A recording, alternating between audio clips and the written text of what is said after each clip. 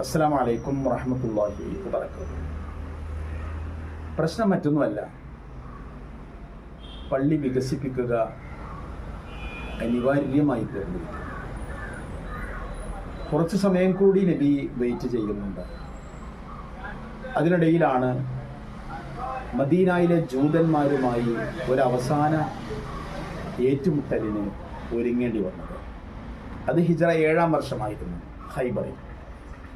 ഖൈബർ യുദ്ധം കൂടി വിജയിച്ചതോടുകൂടെ അറേബ്യയിലെ ഏറ്റവും വലിയ കരുത്തായി, സാമൂഹ്യ ശക്തിയായി ഇസ്ലാമും മുസ്ലിമീങ്ങളും മാറി. അതോടുകൂടെ എല്ലാ കാര്യങ്ങളും, സത്യവിശ്വാസികളുടെ എല്ലാ കാര്യങ്ങളും അവരുടെ പള്ളികളിലാണ് കേന്ദ്രീകരിക്കുന്നത്. പള്ളി ഏറെ തിരക്കുള്ളതായപ്പോൾ മഹാനായ നബി സല്ലല്ലാഹു അലൈഹി വസല്ലം തങ്ങൾ സഹാബിമാരോട് കൂടിയാലോചിച്ച് പള്ളി വിപുലീകരിക്കുവാൻ തീരുമാനിച്ചു. ഹിജ്റ 7-ാം വർഷമായിരുന്നു. മസ്ജിദ് നബവിയുടെ 1400 വർഷം നീണ്ട വിപുലീകരണ പ്രവർത്തനങ്ങളിൽ ഏറ്റവും പ്രധാനപ്പെട്ട ഒന്നായി, അല്ലെങ്കിൽ ഒന്നാമത്തേതായിട്ടാണ് ഇതിനെ ചരിത്രം പരിഗണിക്കുന്നത്.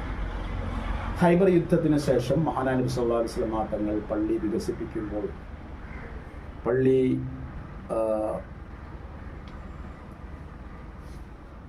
കിഴക്കുഭാഗത്ത് 40 മുഴം വീതി, പടിഞ്ഞാറ് ഭാഗത്ത് 40 മുഴം വീതി, വടക്ക് ഭാഗത്ത് 40 മുഴം വീതി.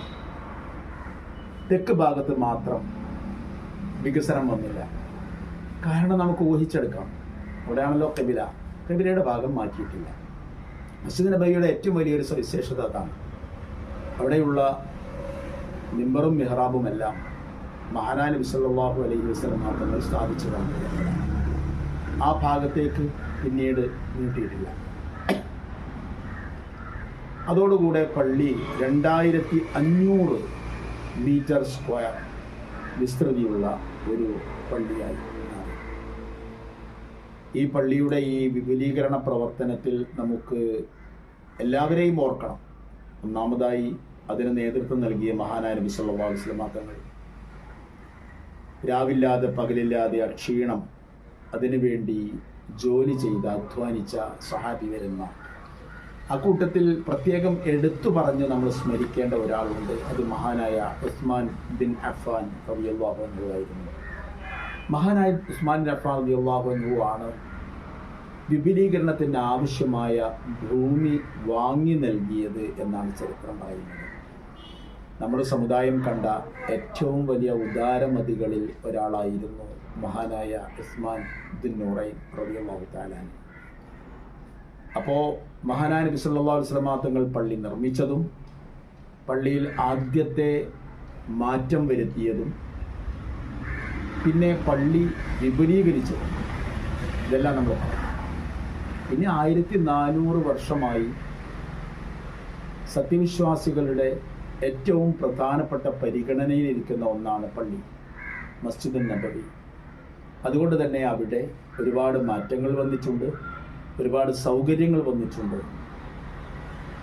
അതെല്ലാം നമുക്ക് വളരെ ഹ്രസ്വമായ ഇത്തരം വിഷയങ്ങളിൽ, ഇത്തരം സംസാരങ്ങളിൽ കൊണ്ടുവരാൻ കഴിയില്ല. അതിൻ്റെ ആവശ്യവുമില്ല. ഇപ്പോൾ ഏകദേശം 2,35,000 മീറ്റർ സ്ക്വയർ, ചതുരശ്ര മീറ്റർ വിസ്തൃതിയുണ്ട് മസ്ജിദുൽ നബവിക്ക്, മഹാനായ നബി സല്ലല്ലാഹു അലൈഹി വസല്ലം നബവിക്ക്. ഏറ്റവും അവസാനത്തെ വികസന പ്രവർത്തനങ്ങളെല്ലാം നടത്തിയത് സ്വാഭാവികമായും ആൽ സഊദ് ഭരണകുടുംബമാണ്. വളരെ പ്രധാനപ്പെട്ട അവരുടെ കാലത്തുണ്ടായ പരിഷ്കാരങ്ങൾ, വികസനങ്ങൾ 3 രാജാക്കന്മാരുടെ കാലത്താണ് ഉണ്ടായത്. ഒന്നാമത്തേത് അബ്ദുൽ അസീസ് രാജാവിൻ്റെ കാലത്ത്, രണ്ടാമത്തേത് ഫഹദ് രാജാവിൻ്റെ കാലത്ത്. 1952 കാലങ്ങളിലാണ് അബ്ദുൽ അസീസ് രാജാവിൻ്റെ കാലത്ത് മസ്ജിദ് നബവിയുടെ വികസന പ്രവർത്തനങ്ങൾ നടക്കുന്നത്. 1985 കാലത്താണ് മഹാനായ Fahd bin Abdul Aziz Al Saud രാജാവിൻ്റെ കാലത്ത് വികസന പ്രവർത്തനം നടക്കുന്നത്.